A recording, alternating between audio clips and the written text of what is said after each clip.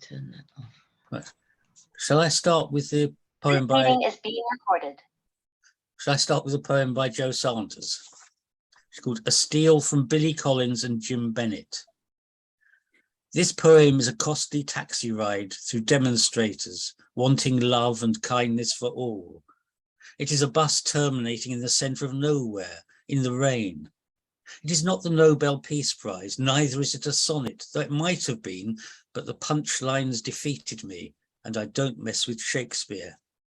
This poem is a 4-hour waiting casualty, not daring to lose my place for a pee.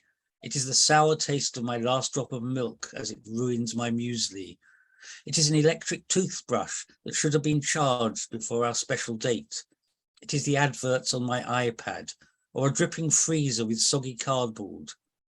This poem is also about when I told you something that was important to me, but you didn't think I could be serious and turned it into a joke.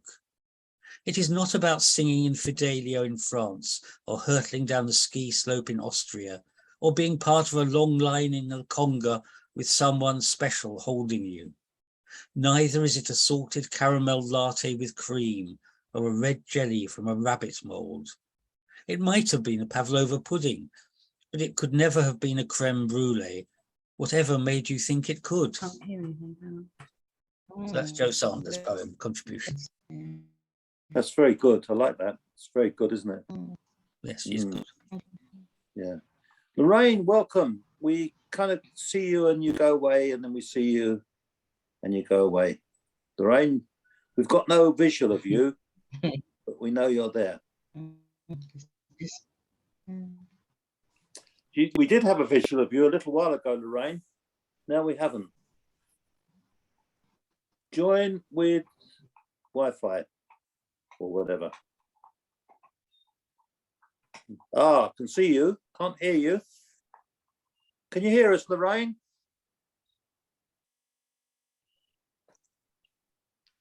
No. You've got no audio. Can you hear? Lorraine? That's better. Oh, good. I have to keep. Oh, Two. wait. That's Okay. my dog. Sorry, Lorraine. It's all right, don't worry. It's, We can hear you anyway. done it now, yeah. It always starts off with no sound. I have to keep doing it every time. Yeah. Okay, so the reading order tonight is Peter's just read a poem by Joe Sanders, and then we've got Jim, and then Jane, Mohammed if he joins us, Lorraine, and then Steve who's just joining us, and then Peter and myself. So a select group. So Jim, can we go with you, please? Okay. The first one is influenced by Leonard Cohen, one of my all-time favourites as a singer, poet, and all that sort of thing. And in one of his poems, he says, "Oh, if one night I wake you and ask you who I am, take me to the slaughterhouse. I will wait there with the lamb." Yeah, this is called Going Not Gently. Wrestling with senescence is worse than you think. The mind and the body are well out of sync. The mind is the master, the body disagrees. Everything's in limbo, so you do as you please. You can't stop swearing and there's foam on your lips. The body is a traitor with a Judas kiss. There's no happy ending when the nightmares come and morning arrives like a loaded gun. You get out of bed, have a dizzy spell. Your mirror is a demon shouting, "Go to hell." You go for a walk, read the tabloid press, see beautiful women in states of undress. You act like a crazy man, your body's on the rack. All your boats are burning and there's no going back. Then you look for an end to a troublesome poem and read about the death of Leonard Cohen. He's one of my all-time favourites, actually. I used to play his records and Bob Dylan's.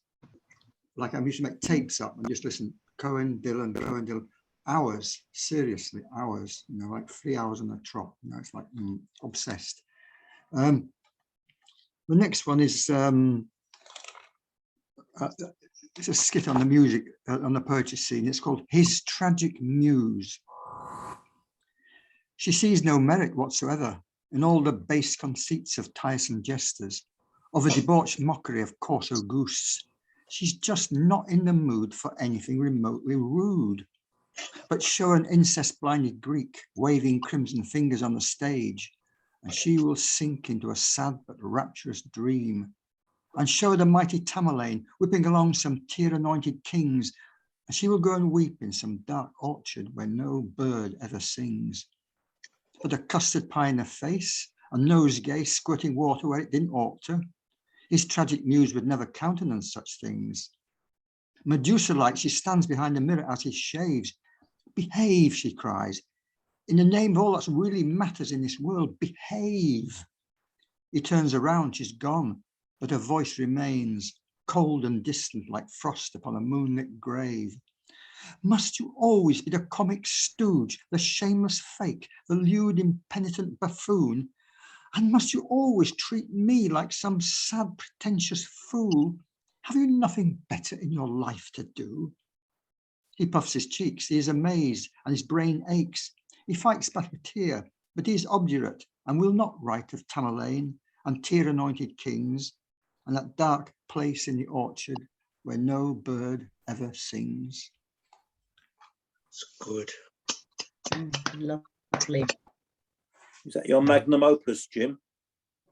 Well, yeah, I do like those. I do like that sort of poetry, actually. Yeah, Yeah. it hovers on the brink of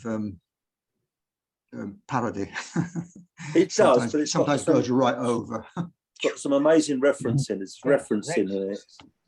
Yeah, I think it was appreciated, Jim. Thank you.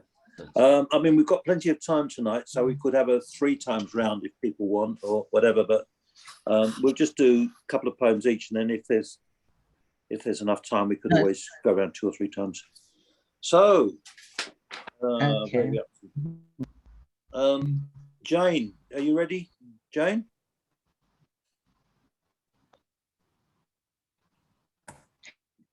Yes, I am. Can you Okay. hear me? Yeah. Yes. Yeah. Yeah. Okay. Okay. Yes, we can. You can hear me, everybody. It's a bit dodgy, but we can hear you. enough. Okay. Well, tonight I'm going to it's a bit dodgy. I wonder if I turn computer, I don't know. Can somebody else go while I'll turn my computer around? Can somebody else go? I'll turn it around. I did it in the wrong position. Yeah? I'll turn it around. Let somebody else read, George, now. Okay. Oh, you're Well, fine. The voice came out Actually, quite well when then. when you came close to the camera, you Yeah, know, when you said let somebody else read, it was really clear. Change I think you need to get close to it, Jane. the position of the computer. Yes, somebody Yeah. else can read while I do that. Okay. yes. Oh, I've gone all weird now. I've got a picture of me instead of me. Yeah, I don't know what's gone wrong there. Sorry about that. Okay. Your turn, George. Oh well, we'll See, move on that to will work better. we'll move on to Lorraine then. Okay, You want me to do one? if you would please, Lorraine. Okay. Okay. It's a while ago. It's called What's Not Tradition. Okay. Catastrophes caught up with London's Clapton. Could be neglect or the gas bills being slapped on. The primary school's oven has failed to light up and heat, so there might not be any scrumptious symbolic scraps to eat. It's our annual school Sabbath dinner. Chewing Cholent's always a winner. For in past years, they've wolfed it down to the core, as each pupil's a true carnivore. A few parents volunteered their own kitchen, but they mused on the time needed to stitch in. The hobs must remain in 24 hours kosher seclusion, banning any sausage, ham, fried bacon, and egg as intrusion. Maybe such weird annual rituals don't sound like a treat. After all, for 49 days, Buddhists stare at their feet. They haven't eaten at all, so they're rarely replete. Thus, their visitors pile up meals which never deplete. On the other hand, conventional church communion's quite mean. It's not high cuisine, it's bland, less the liquor is Chateau Neuf de Pape, and the Fortune and Mason wafers to tend to snap. But the young pupils appear to survive, albeit intoxicated with Porwin wine number 5.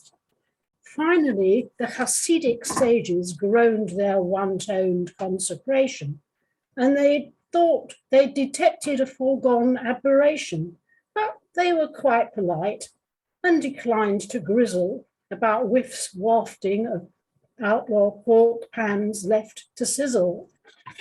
If somebody else wants to, or should I do another small one right now? You're welcome to do another one. Yes, I Lorraine. can. I'll do a very short one and then come back to the other one. Okay. All right, yes. This is a spoof based on music and lyric of Wouldn't It Be Lovely from My Fair Lady. And I just wanted to do this. I don't know why, I just will beat it up. All you want is a sedan chair, a few freed slaves to bear you everywhere. You then make good time anywhere, or wouldn't you be punctually? You'd like to need an expert, skilled valet. He or she disdains disarray. A 5-star chef may cook each day, and oh, you munch so hungrily. Your Barnet Fair wants a home stylist, and your digits insist on a manicurist. Perhaps your staff will all insist you'll try not staying slovenly. It's up to you to gauge their wage, but what you'll handle provokes sure rage. And though you feel you must assuage, they know now you are miserly. Surprise, here Nadim Zawi's called for nationalise. Dump the sedan and the bearers, though your bones will rarely rise. And if you hear the strikers' hopeless, helpless and despondent cries, you'll grant that TfL is laughably. You know, it was always called Lovely, wouldn't it be lovely? So I just stuck in the advert, so I felt like it. Anyhow, on with it, on with the show or whatever. Okay, thank you, Lorraine. Witty as usual. Thank you. Are you ready, Jane, or shall we go to Steve first? You're muted. Muted. You're You're muted, Jane. You're muted.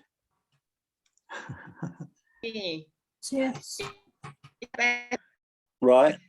Oh, Okay. If you go really Like- close to the screen, we can hear you okay, but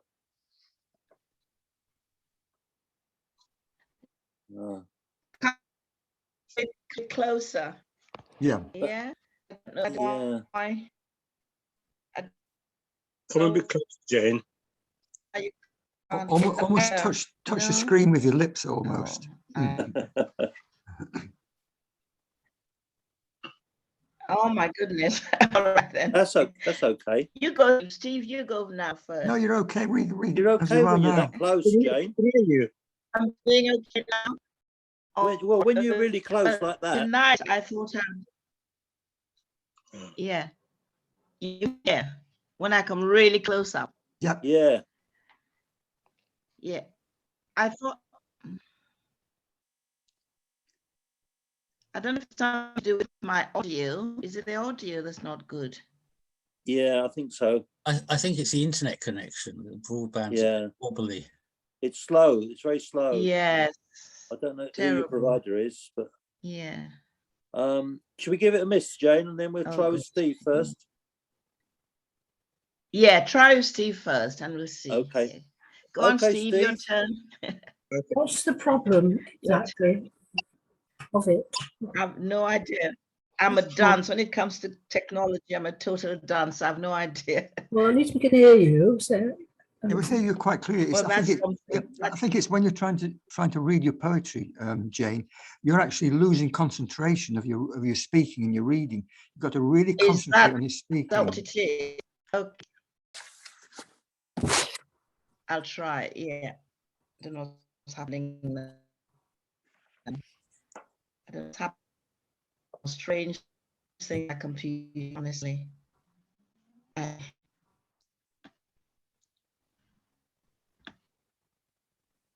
Just it off and start again.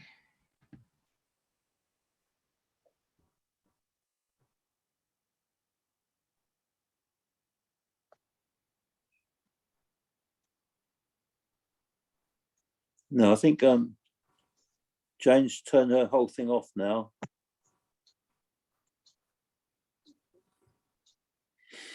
Don't think it's going to help though, Jane. So it's the taskbar, it's the things below that she needs to go to the right thing of the video thing. Mm. And It's such a shame. It is, yeah. She used to be able to, used to come across really clear, you know, you're on the guitar a few months ago and singing. Oh, gosh. Don't know if she's changed her computer or something. Oh. Ah, what's this? It's connected to audio. Some strange things happening here. Yeah, so I went off and I'm on again. Yes. Just start video. I don't know why it says start video. Very clear now. You're very clear now. Yeah, on that one, you're clear. Very clear. Yeah. Is it Steve now and Yeah. me after Steve? Yeah. No, so you can read now Okay. actually because it's very clear. It's clear now. Yeah. Okay. Well, Very I said, yeah, I said,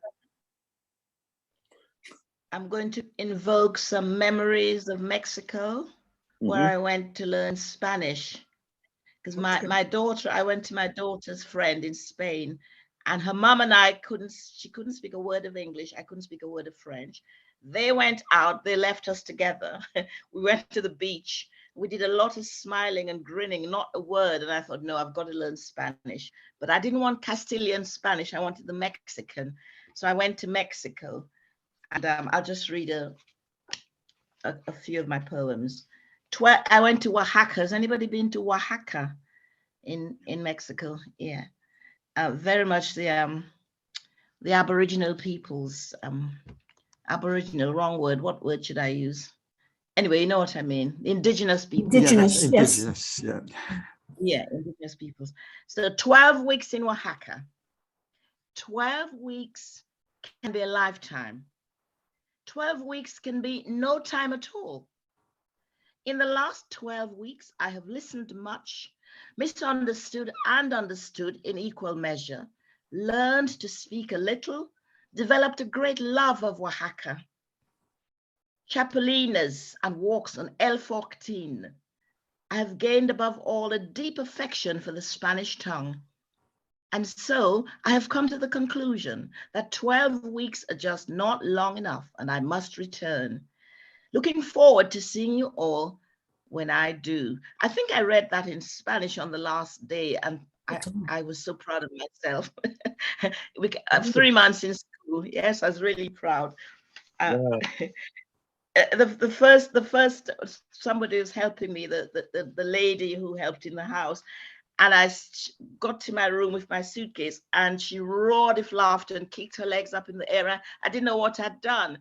I said, tango hombre instead of hambre. So I was saying I want a man rather than I'm hungry and I want food. So I made those mistakes. And when I remember, I'm quite embarrassed. So this is called Sunrise from El Fortín. It's a huge fortification up on the hill. And we used to go walking 6 o'clock in the morning. It was wonderful. I have fallen in love head over heels, not a man, nor yet a woman, but with a monumental hillside. The road through El Fortín winds high and steep, its heart a trampoline on which intrepid hikers bounce off the various desires. All around, extending as far as the eye can see, are mountain ranges, squatting hip to hip, rotund silhouettes against an amber skyline. Behind them hides the sun, crouching, a playful magician, admiring his latest creation. Gingerly at first, he sets to work. Here a smudge of gray on the cheeks of a pallid cloud. There a rosy streak on expanse of pastel blue. He traces a fine crimson line which unfolds into a tapestry, through which he pokes a pinkish tongue before creeping out resplendent from his hiding place, to nestle between two cones dripping vermilion red. At the same time, his hot breath turns the nearest mountain peaks into shiny lumps of purest ebony. Far below the city slumbers a shimmering ocean of gold and green, but not for much longer, for the sun, all coin is gone, puffs out his cheeks and winking, fills the sky with blinding light. The walkers pause despite themselves to worship at the shrine of El-14, and I too stand still, ever smitten, each time more deeply than the last. Great audio. That was brilliant. Yeah, that worked, Jane.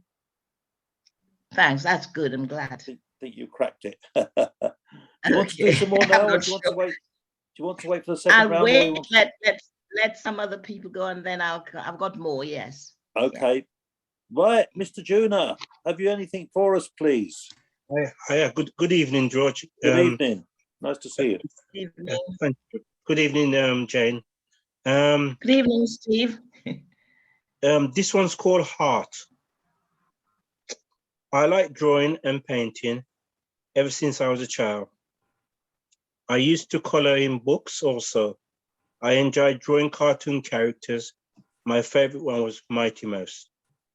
I can draw Mighty Mouse easily because I practice doing it a lot. My favorite subject at school was maths and art. I had a portfolio of some artwork I was doing for my CSE subjects. There was this fascinating picture I copied. It had a psychedelic roof and was very beautiful. I copied it to a T. When I took it to school, the teachers and the whole class was amazed at what I did. Up to this date, that has always been my treasured piece. I used to like doing interior design drawing. I looked in books and would do a good copy. I did this in pencil and I would use my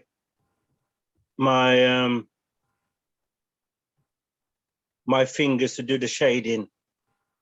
I was good at this. When I took my CSE exams, the highest grade I got was a CSE 2 in art. I was very pleased. Over the years, ever since coming to London from Birmingham, I've done a pre-foundation course in art, life drawing, and been in 3 art exhibitions. Even to this day, art is still one of my favorite pastimes, along with writing. Thank you. Thank you. Thank you. And this one is called Why I Like to Listen to My Elders. The reason I like to listen to people older than myself, growing up in the Midlands and looking after myself from the age of 10 with no parental supervision, my mum had run away with another man and my father remarried and lived with my stepmother while I was in the 4-bedroom house with 2 tenants. This sounds so unreal and unbelievable. At the age of 10, I was taking myself to Tesco's to do the shopping. The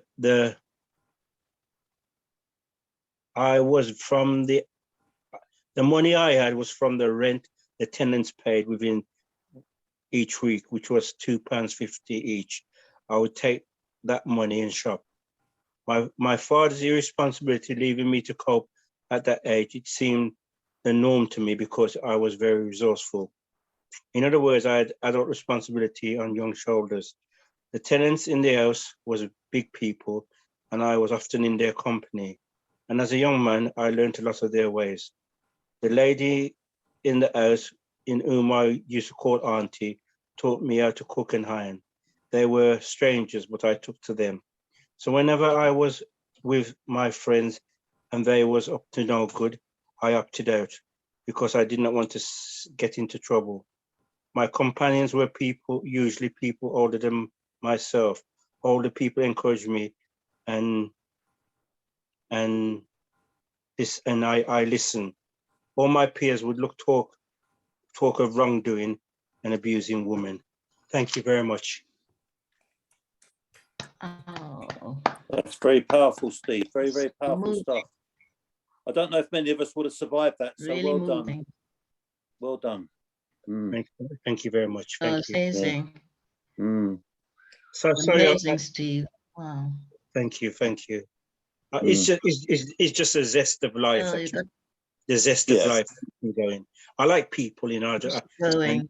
Yeah, it's Mm. just a zest of life. Good. Well, Yeah, well done for getting all that out and explaining it. that is true. Yeah. Yeah, Okay, we're going to move to Peter Absolutely. now. Thank We'll you. move to Peter. Mm. Peter's got a few for us, I think. I'm going to read a couple of poems by Thomas Hardy. First one's An August Midnight. A shaded lamp and a waving blind, and the beat of a clock from a distant floor. On this scene enter winged, horned, and spined, a Longlegs, a moth, and a Dumbledore, while mid my page there idly stands a sleepy fly that rubs its hands. Thus meet we five in this still place, at this point of time, at this point in space. My guests besmear my new penned line, or bang at the lamp and fall supine. God's humblest they, I muse, yet why? They know earth's secrets that know not I. Who was the author? Who was the writer? Who was the poet? Thomas Hardy. I didn't get the poet's name. Thomas Oh, Hardy, yes. Yes, One yes. of my, yeah, I like And- Hardy. yes. Mm. To be Another confused one- with Oliver Hardy.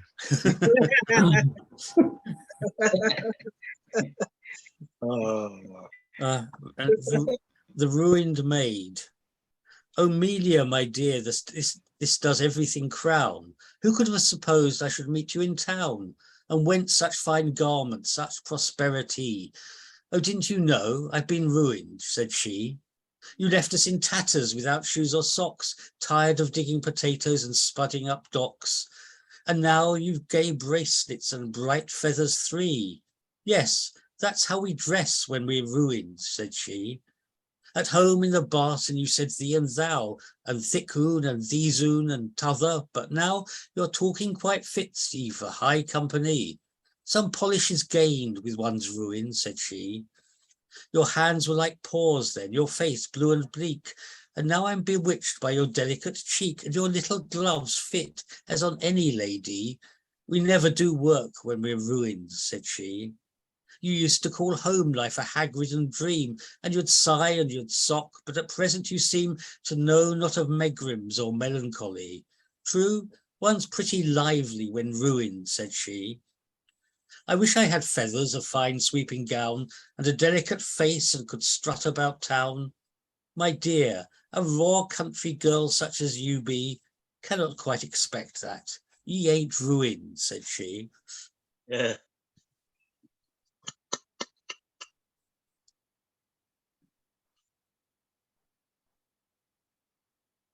You're muted, George. Back. I went off. I completely went off screen, but I'm back. Yeah, he was quite good with ruined women, wasn't he? You know, it's one of his things was Thomas Hardy. He actually fancied himself more as a poet than a novelist, actually. Yes, yeah. Have you got any more for us, Peter? Is that it for now? I or- can read another Thomas Hardy if you want to put up with that Yeah, one. okay, yeah. Brilliant. At the railway station Upway. There is not much that I can do, for I've no money that's quite my own, spoke up the pitying child, a little boy with a violin, at the station before the train came in. But I can play my fiddle to you, and a nice one 'tis, and good in tone. The man in the handcuffs smiled, the constable looked, and he smiled too, as the fiddle began to twang. And the man in the handcuffs suddenly sang with grimful glee, this life so free is the thing for me. And the constable smiled and said no word, as if unconscious of what he heard. And so they went on till the train came in, the convict and the boy with the violin.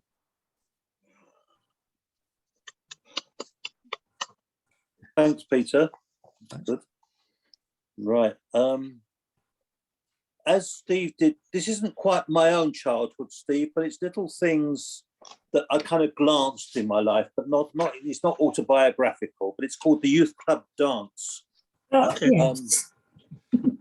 On the edge of uncertainty, he crossed the hall, Cuban heels drumming on the wooden floor, dodging and skirting whirling dancers with a heartbeat faster than the rhythm of I saw her standing there, making every effort at studied insouciance, formulating the right approach to the girl he'd spotted, second from the end in a long line of bashful girls, all waiting to be asked and none wanting to be forward, like some of those laughing factory girls, dancing round their white handbags, shouting at the scared boys, "Come on, you lot, don't you want a bit? Dance, I mean," shrilling above tall, vibrating speakers. He searched his brain for words to say. "Do you want to dance?" blurted from his mouth. "Don't mind," she said, to an encouraging shove from her friends. They moved, imitating those ready, steady go dancers, bumping elbows and hips in the throng, amidst the aroma of body heat, talc, tobacco, and Old Spice, absorbing the echoes and distortions of the sound system, checking each other out. He asked her name. She could not hear, so nodded and smiled. There seemed no point in shouting back. If only they'd play a slow one, we'd be close enough to talk, he thought. Close enough to her slender body, close to those cobalt eyes, rosy lips and swinging hips. All that was left was the chance to admire what was beyond his grasp. When of a sudden, through malice or default, an arm pushed him forward, and off his balance, his hand landed on her breast. She reeled back onto an unkind fire extinguisher. She gasped in pain, to be submerged by a mass of her concerned friends. "Sorry, so sorry," he shouted, then retreated into the far side shadows. "Saw that," said his consoling friend.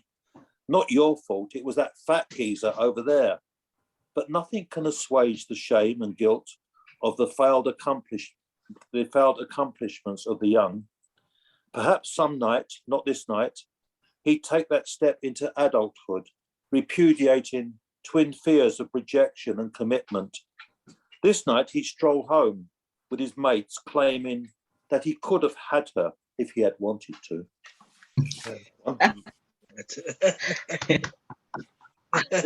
Was that you, George? There's a little bit of me in there, but I wasn't quite that clumsy as a dancer, but there's a little bit. But I remember in big speakers on the stage, and you had a group up there singing Beatles songs and stuff, and Okay. it was quite good. Yeah. Irritating itches in life. This is a concrete poem. It kind of goes down a slippery slope, you see, like that. Yes, good. Okay. Yeah. Irritating itches in life. Noises off stage, a missing last page. The crunching of crisps, the actor's words missed. Poems read and not understood. Those who can't see trees for the wood. Midges insisting on zinging all round my head. When fearful of gnat bites, I can't sleep in my bed. Those who seem to take pride in defending the haters. Loud nearby diners who moan and complain of the waiters. Children not consulted, but then chastised for not eating their food. Intelligent children who comment on the life around them and are called rude. Finally, of all those who insist on a long list of the things that annoy them. Oh my, I'm hoisted on my petard. So can I rescind what's come from my pen? Right, there you go. That's that bit. And this is called Identity. She sang Who Knows What Tomorrow Brings in a voice more tenor than soprano. The other children played with dolls and rings, but her thing was to build with Meccano. Her dad saw the difference from early years, Mum's world circled by faith and certainty, to bar any access to inner fears. If God gave a girl she would be. Then the years flew fast, she cut her hair short, first seeking hormones, then breast removal, feeling a fly in a spider's web caught, bound up and devoured by disapproval. At last, when there were no more cards to play, this pained boy-girl's tablets took a life away. Sorry about that. Oh, So sad. it is sad. I'll do one more. This is apropos of nothing. I'm just sitting in the swelter of a noxious city, waiting for the promised rain, hearing of a world that is lacking in pity and enjoys inflicting pain. Bullets wounding Jews at the Wailing Wall, dozens burnt to death in a Giza church. An author who might survive the Reaper's close call, it seems to put faith in a spin or a lurch, making my uncomfort seem of little concern when I have the freedom to express my views. It seems all I can do is listen and learn on a torrid day of horrid news. So there we go. I like that. I like it. Right. Really. It's very early still, but we can have a cup of tea and a 5-minute break and then have a part 2 or even a part 3 the way we're going. Okay. Yeah. Let's. Okay. Can we start with you, Lorraine? Yes, okay. I felt very sorry for that fellow that went to the youth club dance. So I've got a terse verse here to help whoever it was. It's called Taken for a Ride. It says, "You may have found it more soothing if the males make a ring, penning the females inside. It's known as the Paul Jones, should avoid moans and groans, but beware your new partner's quite snide. When the music continues and halts when you wish, do you make your mark on the good-looking dish, or feel you were failing and just went for a ride?" So that's what I think happens when. That's you good. go. Should I do one last one now? Or should I wait? I'll do one. It's not that, but it's 5 verses. I wrote about Emma Raducanu a few months ago when she was the world champion at New York. Okay. But now I've got something similar. It's called Beckenham's Exhaled a Strange Air. Oh, it's got a bit of Villanelle in it at every verse as well. I'll get on with it. Oh, how tantalizing. Beckenham's exhaled a strange air. It's bred a brand new champion, bashing balls with due care. Gina Kennedy's strokes are released with such flair. All of Kent might be featured in Vogue and Vanity Fair. Emma Raducanu has sealed her fail-safe career, casually bidding her racket to disappear. She might go to Oxbridge to take off a year, to pose for the cameras, which will still raise a cheer. All of Kent might be featured in Vogue and Vanity Fair. Jean is attempting to win every event, squashing the ball with such hard wallops spent. It'll all fade away soon as she has her day, when the sponsorship fashionistas will display their array. All of Kent might be featured in Vogue and Vanity Fair. The London Borough of Bromley Committee, on high, might award the squash court sport, they're not shy. They could extend the freedom of their much cherished ground, though they're dithering whether the young athlete should be crowned. All of Kent might be featured in Vogue and Vanity Fair. For Kent, the powers that be are quite sure. For the county, a bounty of cash in will pour.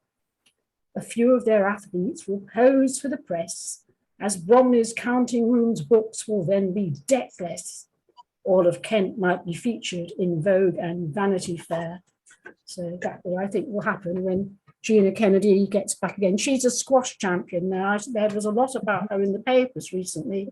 This Gina Kennedy of Beckenham, only a young girl, I think younger than Emma Raducanu, but this one's very good at squash, etc. Yeah, Beckenham, there we go. She lost today, unfortunately, but she made it quite a fair way through. So in the Cincinnati, whatever. Okay, thank you for that, Lorraine. Topical as usual. We can go to Steve. Have you got anything for Steve? Sure thing, George. This one is for it's two topics: pirates and eat. It's for the Saturday poetry group with Debbie and Mary. This one's called Pirates. Pirates are their sinister aspect of sailing, where with their smuggling and contraband, lost treasures, and battling to have its attire. They are daring men with their outfit of menace, and they beseech a land and knowledge of their targets. Captain Hook was a famous pirate whom was feared when the pirates got their treasure. It could be lots of gold coins and gold plates, lottery of gifts. The wealth is astounding. Pirates fight against other rivals and on their cannon ships. There's been many films on TV about pirates which depict their sinister way. When you think of pirate, you are literally thinking of robbers. The term pirate is being used regarding radio stations which illegally go on the air.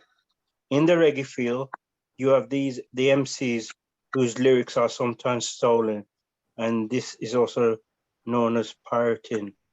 Pirates are illegally stealing, in other words, smuggling going on shores under cleverly maneuvering to get their treasure.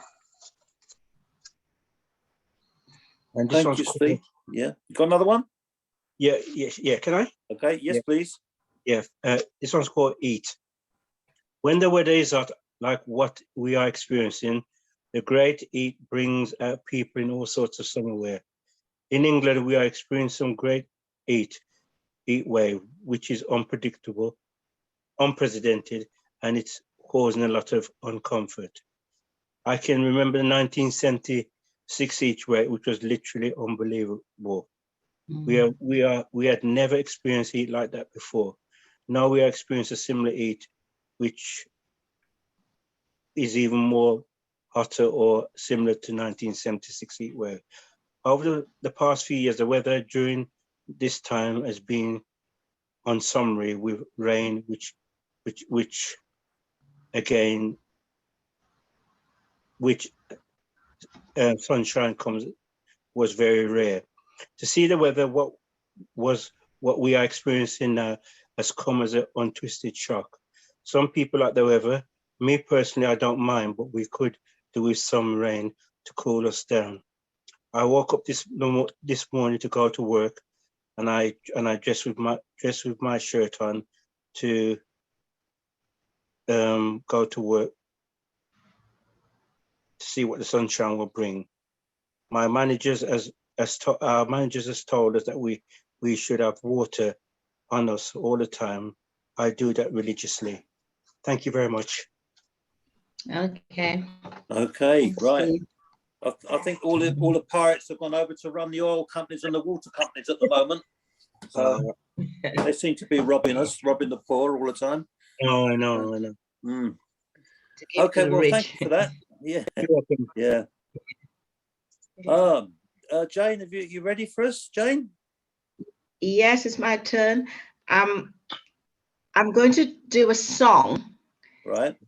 in Spanish because I used to love Nat King Cole singing that song. He's one of my favorite 1950s singers, and I was delighted to learn the words in Spanish. But I'll read one verse in Spanish and give you a translation. It's about the swallow.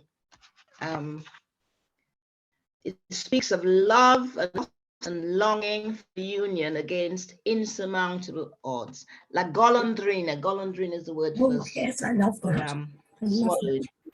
Yeah, oh, you know that one.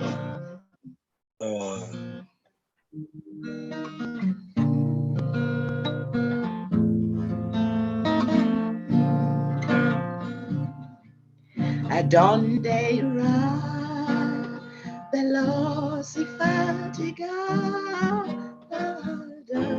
la golondrina que de aquí se va? Si en el viento se alara extraviada, buscando amigo y no me encontrará. Junto mi red and confronted su nido and donde pueda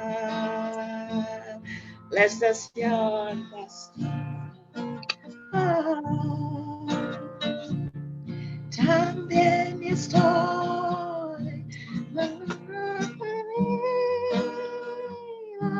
al cielo santo y sin poder volar. And it says, where does she go as she leaves here, rapidly growing weary?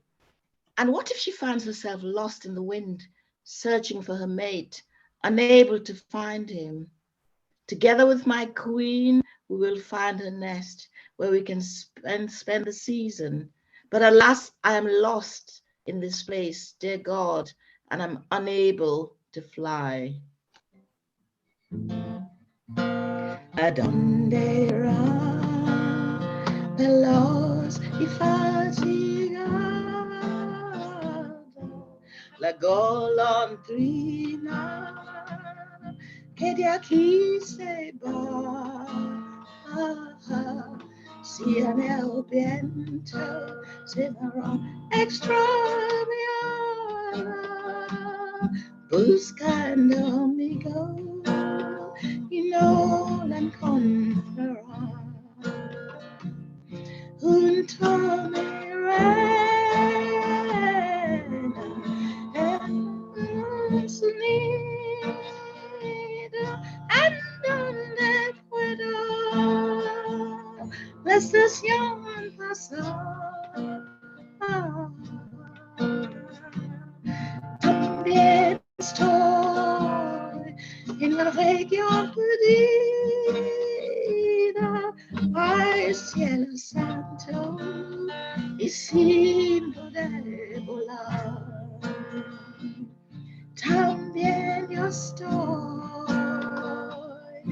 en la región perdida, al cielo santo y sin poder volar. Al cielo santo y sin poder volar. Al cielo santo y sin poder volar.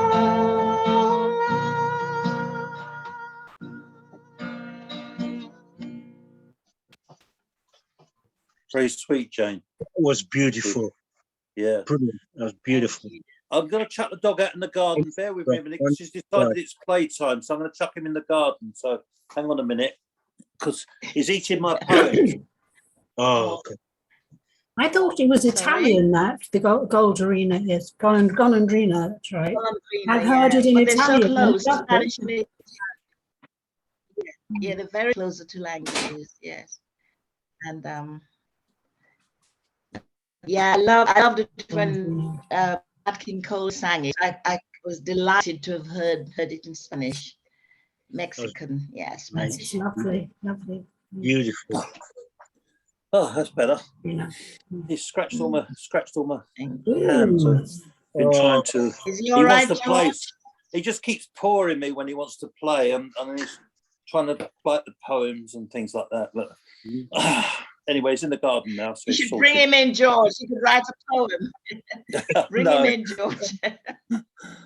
Someone said to me, "Do you have a dog? Or does a dog have you?" So I said, "Well, probably the latter." That's a good point. Yeah, yeah. Pets are Yeah. usually the masters and their mistresses. Yeah. They are actually, yeah. Jim, should we move to you now?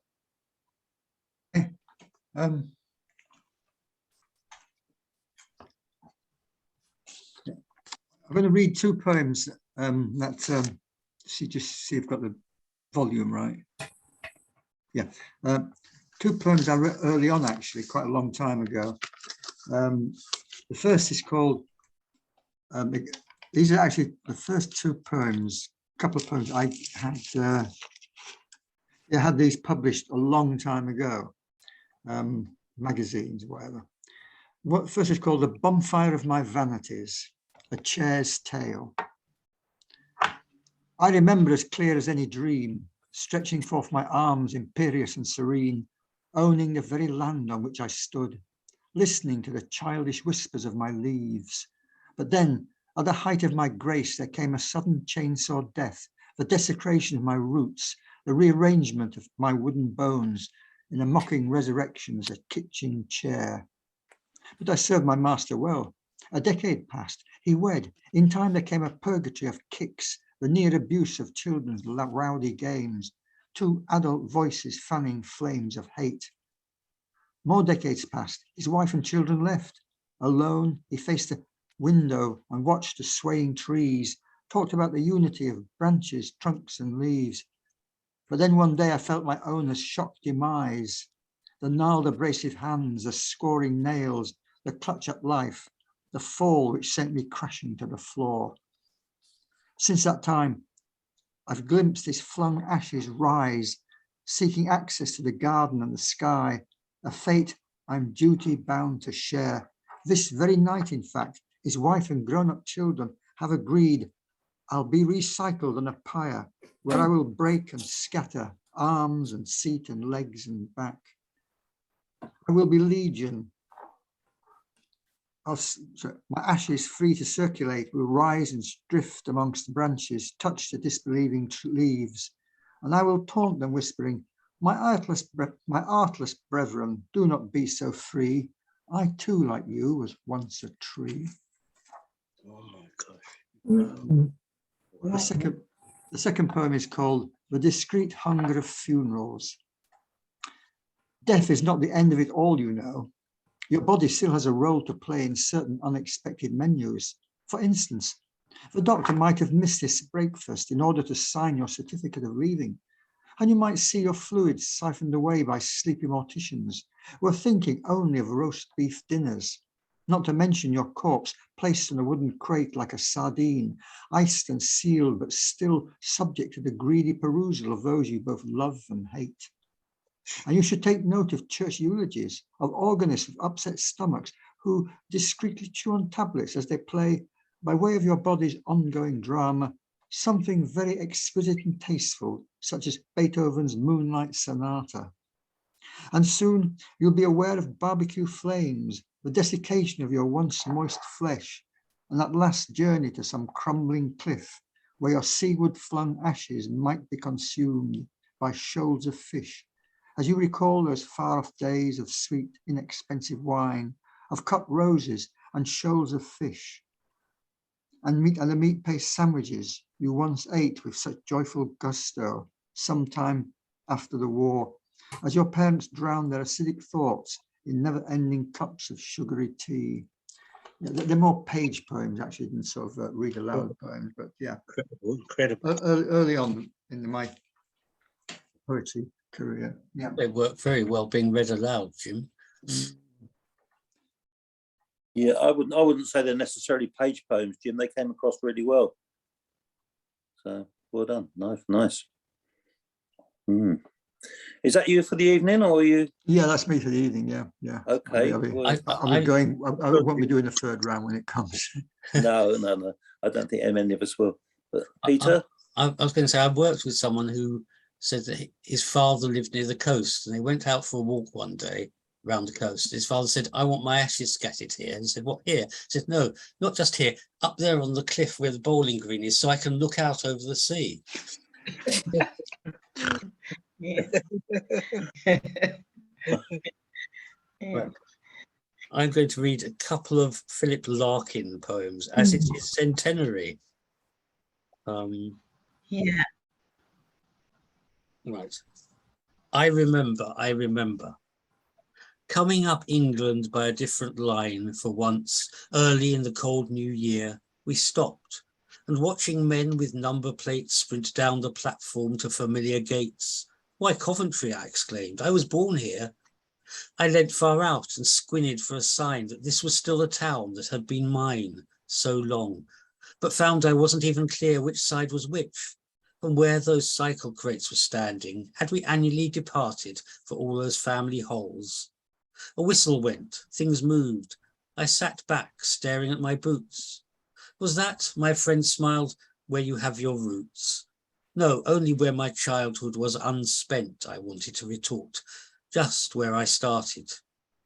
By now, I've got the whole place clearly charted, our garden first, where I did not invent blinding theologies of flowers and fruits, and wasn't spoken to by an old hat. And here we have that splendid family I never run to when I got depressed, the boys all biceps and the girls all chest, their comic Ford, their farm, where I could be really myself. I'll show you, come to that, the bracken, where I never trembling sat, determined to go through with it, where she lay back and all became a burning mist. And in those offices, my doggerel was not set up in blunt 10-point, nor read by a distinguished cousin of the mayor, who didn't call and tell my father, there before us had we the gift to see ahead. You look as if you wished the place in hell, my friend said, judging from your face. Oh, well, I suppose it's not the place's fault, I said. Nothing like something happens anywhere. Mm. A unique voice, Larkin, you know, sort of like there's never been a poet like him before, actually. No. I mean, I think Bachman is just as good. no, Oh, yes. not for me. No. I And mean, Larkin yeah. is a one-off, actually. He's just like an awful man, but superb poet, and sort of a very interesting combination of, you know, good and evil, I suppose, or niceness and not niceness. He's just like, yeah. All about class and what was just stuck in things. This one, Dockery and Son. Dockery was junior to you, wasn't he? Said the Dean. His son's here now. Death-suited visitant, I nod. And do you keep in touch with, or remember how black-gowned, unbreakfasted and still half-tight we used to stand before that desk to give our version of these incidents last night? I try the door of where I used to live, locked. The lawn spreads dazzlingly wide. Unknown bell chimes. I catch my train, ignored. Canal and clouds and colleges subside slowly from view.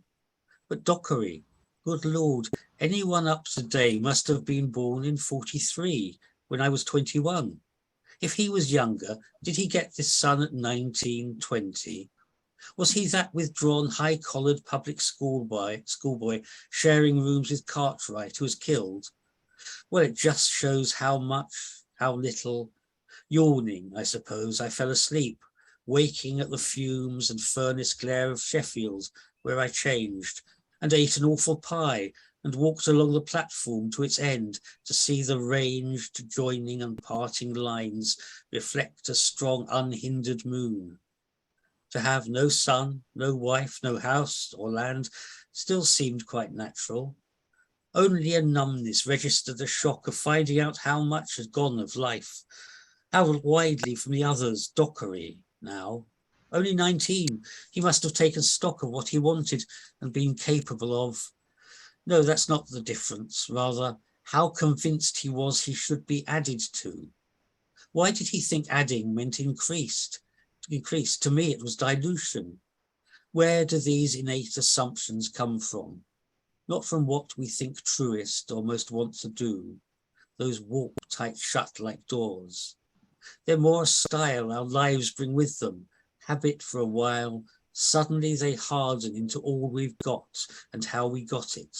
Looked back on, they rear like sand clouds, thick and close, embodying for Dockery a son, for me, nothing. Nothing with all a son's harsh patronage. Life is first boredom, then fear. Whether or not we use it, it goes and leaves what something hidden from us chose, and age, and then the only end of age. Definitely. Yes. Thank you, Peter. Yeah. Is that it? That's it. That's it. Okay. Electric Dreams. I am the sensor-guided Hoover. Put your feet up. I'll do the chores. Lug out those hefty sideboards. Let me catch your dusty floors. Yes, I have a brain, not as yours, I will agree. No soft grey cells, no nervous ganglia, but I'll save you from housemaid's knee. I'm a type that's hardwired. I aspire to be microchipped, but the factory was never updated and my ambition bud was nipped. Never mind, one day my kind could get genetically modified. We'll be gliding into Parliament when your lot have all died. Ooh, ooh. Hoovers will rule the world. Electric Hoovers will rule the world. Summer plague. Never leave those oranges too long to go soggy or hard or pong, for you'll get a visit from a tiny black guy, an eponymous guest they call the fruit fly. They don't come alone, they breed overnight to make the state of your kitchen a terrible sight. Imagine in marshes wearing a net on your hat. When the FF comes, you'll need something like that. They're not like house flies, those things that you might swat, because a cloud of these is a terrible lot. And despite all our science, as much as you try, you will never be rid of the bloody fruit fly. Absolutely. This is Unloved creatures. Yes. yeah. I'm not going to sing all of this poem. I'll sing the first 4 lines. Summer's town and my tummy feels queasy. Bins are stinking and the temperature's high. The city's rich, but these streets are not pretty. Living so crushed up makes the heart sigh. Under shop awnings, under shop awnings, the cash tills are ringing. George, can you sing it to the end? Can you sing I it right will to try, the, yeah. Can you sing it right to the end? Yes, Sing yes, it to the please. end, yeah. Yeah. Summer's town and my tummy feels queasy. Bins are stinking and the temperature's high. The city's rich, but these streets are not pretty. Living so crushed up makes a heart sigh. Under shop awnings, the cash tills are ringing, but an empty purse has little to buy. Perhaps think of pawning, but what's there of value when the wealth all around just passes you by? There you are. That was Sending to Liz Truss. Really good, really good. I was walking. It was when I was walking between Euston and St Pancras and by the back roads, and I saw this sign up that said Somerstown, and it was all the things I saw, and I thought Somerstown, and I thought summertime, you know. So that's where the poem comes from. Anyway, Yeah, that's good. Yeah. A shower of love, beads of rain, a military tattoo on your see-through umbrella, where you gave. Sorry, beads of rain, a military tattoo on your see-through umbrella, where we gave each other damp kisses among puddles, without caring that our wet shoes would squelch all the way home in the vainglorious rain that seemed to bounce from the paving stones like manic trampolinists, to leave us feeling the thin wires and plastic above our heads would buckle under the onslaught. Yet this was met with insouciance, for it's strange how love came to insulate us from the vagaries of what was outside on the strangely absent streaming streets. Yeah, that's a little love poem. So that will do, I think. Wow. Oh, yeah. Have I got time for 3 short ones, George? Yeah, please. And we'll hack 3 more short ones. Yeah. And still on the theme of sunrise. It's called Before the Dawn, this one. 6 o'clock, and I am following the shadow, skipping jauntily before me, a hyperactive puppet, hitching a ride on the coattails of a moonlit morning. It disappears as I begin the upward trek through L14, while down below, under the multiluminous watchfulness of a sea of eyes, Oaxaca sleeps. This one's called Sound from L14. A pale blue morning, Guadalupe's bells so charming. In the distance, cocks are crowing, dogs barking, vehicles rumbling, and a lone donkey hoarsely brays. Closer in the trees, twittering birds, a horse playing on the ground, running shoes, pounding, heavy breathing, friendly greetings, the crunch, crunch of gravel underfoot. And then there's me, striving, striding, while taking in great gulps of cool, clear morning. Nice. The last one, yeah, the last one. Where is it? Where is it gone? It's hiding from me. Impressions. The full moon looms over Oaxaca, a guardian angel with invisible wings, waiting for the dawn. An unexpected leap out of the dark, split-second brush with the unknown. Boom, boom goes my heart. Warmest greetings, smiling eyes, the human features of L14. How much more powerful than lurking dangers, and so much more real. Thank you. Lovely. Thank you, Jane. Thank you, Jane. For the Thank descriptions. you. Well, we all poeted out now. Anyone anymore? That's it. Right. So a Yes, select little gathering. lovely. Yes. It's always like this in August, but you know, hey, I've enjoyed it. So Yes. it's good. Mm. I enjoyed it a lot. Yeah. Yeah. I like your Very song, George. I enjoyed really it. like your song. Yeah, Right. could Oh, maybe send I it was to a a bit out- newspaper. I got a bit out of tune actually. So Yeah, I'll but have to, send it to a newspaper. Just try luck with some newspaper. See what they think. Yes. understand. Send it to Liz Truss, you know. Yes. She put it straight in the bin, wouldn't she? Mind you, I'd put her straight in the bin if I had my way. Anyway. Mm. Poet Anonymous. Oh, that's no. I don't know